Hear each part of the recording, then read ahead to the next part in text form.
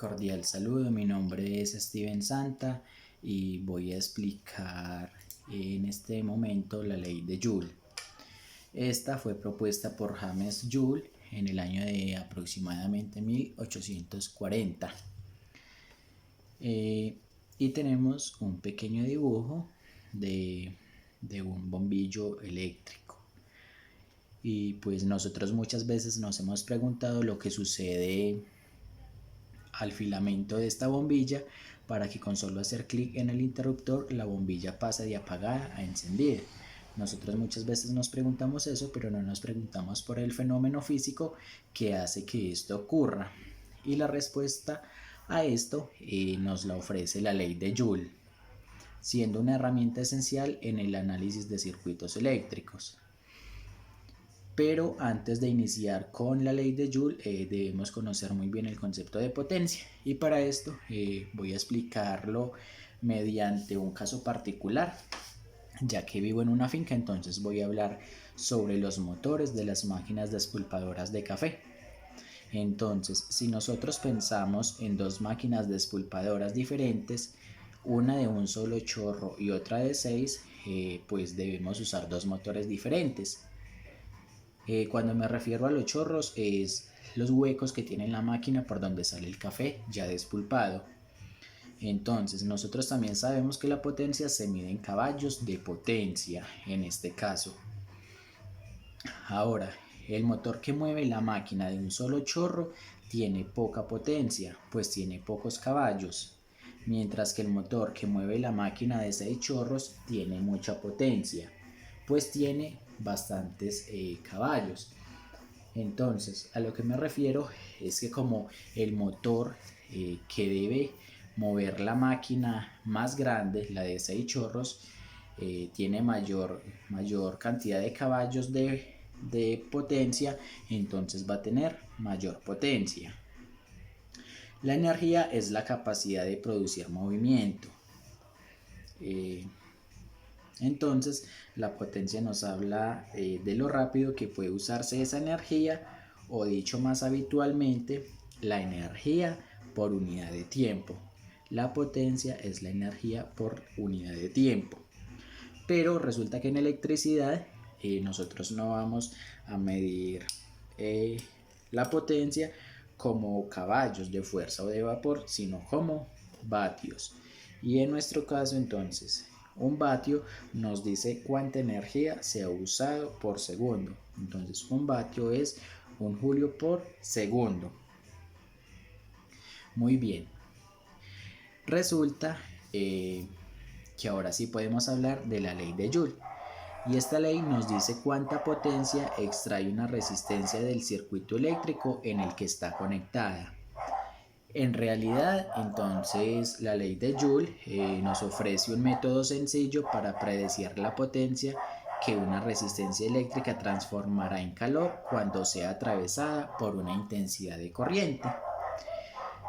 Cuando nosotros volvemos a analizar el ejemplo de la gráfica de la bombilla, lo que sucede cuando prendemos el interruptor es que la resistencia del filamento transforma en calor tanta potencia que el filamento se calienta hasta irradiar luz blanca. La ley de Joule nos habla de transformar potencia eléctrica en calor. Sin embargo, entonces cuando nosotros estudiamos el bombillo, vamos a ver que esto no ocurre, ya que parte de la potencia se transforma en calor, y otra parte de la potencia eléctrica que extrae del circuito se convierte en luz, que es otro tipo diferente de potencia. Entonces aquí voy a dejar una pregunta para que la pensemos. Nosotros vamos a llegar a que la potencia es igual a la diferencia de potencial por la intensidad de corriente, pero sabemos que entonces la potencia con la ley de Joule dice que esa potencia se debe transformar en calor, pero resulta que en la bombilla se va a transformar en calor y en luz. Entonces la pregunta es, ¿será que podremos seguir utilizando esta ecuación, que la potencia es igual a la diferencia de potencial por la intensidad de corriente? Ahora es la ley de Joule, entonces nos muestra la relación que existe entre el calor generado por una corriente eléctrica que fluye a través de un conductor, la corriente misma, la resistencia del conductor y el tiempo que la corriente existe. Y esto lo vamos a ir viendo a continuación. Entonces, en otras palabras, el transporte de cargas a través de una resistencia significa trabajo y por tanto pérdida de energía del sistema batería-resistencia. Aquí tenemos una gráfica de una batería conectada a una resistencia R. Entonces, si en un lapso de tiempo, una carga Q, si en un lapso de tiempo una carga Q va desde A hasta B, entonces la carga va a ser igual a la intensidad de corriente por el tiempo, que era lo que decíamos anteriormente. Ahora, la energía inicial asociada a la carga va a ser energía inicial igual a V de A por la carga, y la energía final va a ser V de B por la carga, donde V en nuestro caso va a ser la diferencia de potencial.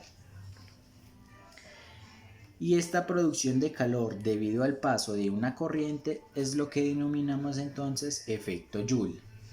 Y a continuación lo vamos a hacer con un ejemplo desde el punto de vista local. Entonces nosotros tenemos aquí una figura que va a ser un conductor, un pedazo de un conductor con sección transversal uniforme. Y vamos a tomar elementos de volumen compuestos por un diferencial de superficie y un diferencial de longitud, y este diferencial de longitud va a ser paralelo a la densidad de corriente, que la vamos a llamar J. Entonces vamos a tomar un elemento de volumen que lo vamos a llamar dV, y aquí no podemos confundir esta V con esta, aquí es una diferencia de potencial y aquí va a ser un volumen. Entonces la voy a hacer así para que no nos confundamos.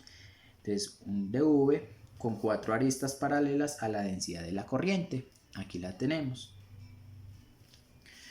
Muy bien, entonces la diferencia de potencial entre las caras opuestas va a ser,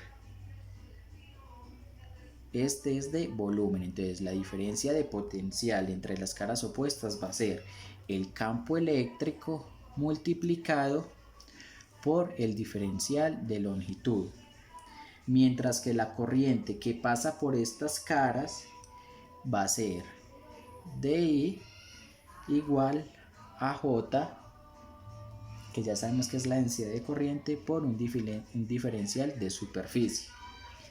De aquí entonces nos queda que la potencia que se disipa en el volumen va a ser un dP, esta P ya va a ser para nosotros la potencia, que va a ser el dV por un diferencial de intensidad de corriente. Y entonces cuando nosotros vamos a reemplazar este dV por este dI, entonces nos queda que esto es igual al campo eléctrico por el diferencial de longitud por la densidad de corriente por un diferencial de superficie. Muy bien.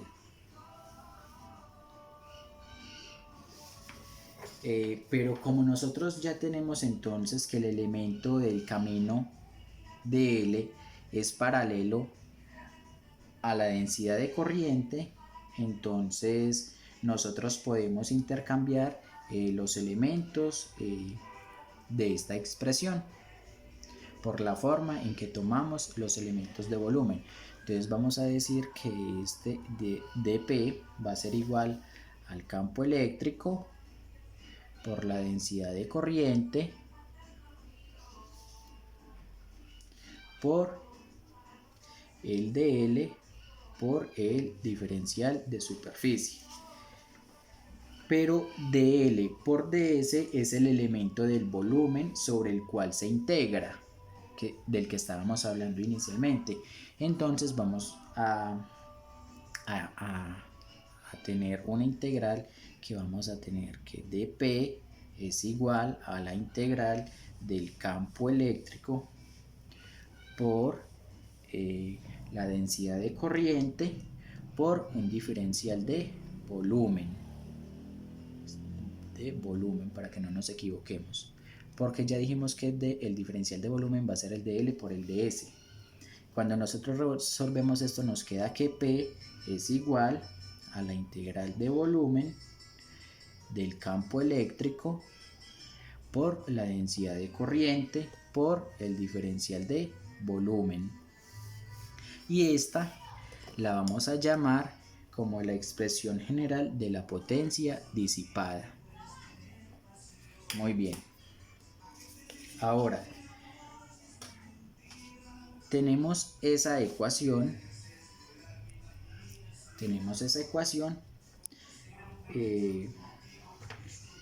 y vamos a hallar la densidad de potencia, que la vamos a llamar W sub P. Va a ser la densidad de potencia y dice que esta densidad es el integrando de la ecuación anterior que teníamos, que era el campo eléctrico por la densidad de corriente. Pero nosotros teníamos con anterioridad que esa densidad de corriente era la conductividad por el campo eléctrico, entonces la reemplazamos en la ecuación anterior y nos queda que la densidad de potencia va a ser entonces la conductividad por el campo eléctrico al cuadrado. En el caso de un conductor con sección transversal como el que teníamos antes, el cubito, entonces sabemos que ese diferencial de volumen va a ser el ds por el dl, ¿sí? Entonces la ecuación que teníamos antes, que era potencia igual a la integral de volumen del campo eléctrico por la densidad de corriente por un diferencial de volumen, va a quedar de la siguiente forma: potencia es igual a la integral de longitud del campo eléctrico por el diferencial de longitud multiplicado por una integral de superficie de la densidad de corriente multiplicado por una diferencial de superficie. Pero nosotros también teníamos con anterioridad de que V, que es la diferencia de potencial, es el integral de longitud del campo eléctrico por el diferencial de longitud, y a su vez la corriente va a ser la integral de superficie de la intensidad de corriente por el diferencial de superficie. Entonces nosotros vamos a ir a reemplazar en esta ecuación estas dos y nos queda finalmente que P es igual a V por I, es decir, la diferencia de potencial por la intensidad de corriente. Y nosotros también conocíamos que esa diferencia de potencial era la resistencia por la intensidad de corriente y la vamos a reemplazar en la potencia. Por lo tanto, finalmente nos queda que la potencia es igual a la intensidad de corriente al cuadrado por la resistencia. Y esta es la forma más común de la ley de Joule con la teoría de circuitos eléctricos. Finalmente, esta expresión solo tiene sentido en los casos particulares cuando existe una única diferencia de potencial en un problema. De no ser así, entonces debemos utilizar esta ecuación que teníamos anteriormente de la potencia. Aquí algunas fuentes de donde tomé la información. Muchas gracias.